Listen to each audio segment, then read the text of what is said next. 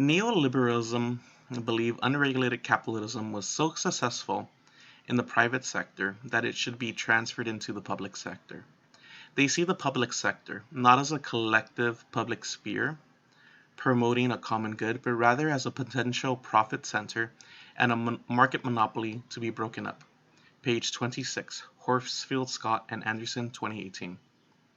Although it is true that capitalism has moved this country forward significantly, it is also true that the unregulated market has created some of history's greatest market crashes. For example, the Great Depression, the Great Recession, etc., which in turn lead to the calamitous decimation of the middle class and lower class for years following such economic turmoil. If it was not for the regulated control implemented on the neoliberal market after these disastrous market crashes, who knows how long the effects of this laissez-faire attitude of the market would have endured on the populace. Now, to ponder that the public sector thinks it has always done marvelous should privatize the public sector, such as education, for private economic gains is laughable.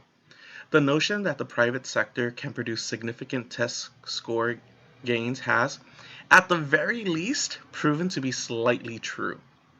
Yet, this is taken into consideration that only low-maintenance students are within the doors of privatized charter classrooms, and yet only slightly better test scores are produced should be outrageous.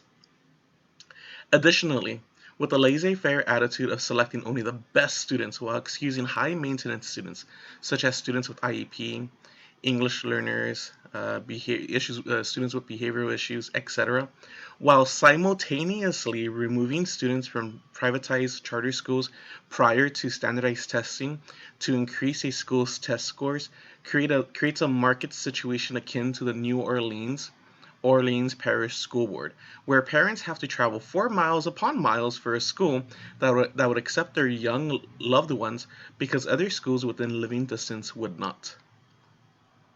Don't get me wrong, I believe there is room for a privatized school. However, not at the expense of our most vulnerable population. If privatized charter schools can accept and keep students in a similar fashion that public schools must keep their students, then this creates a leveled playing field.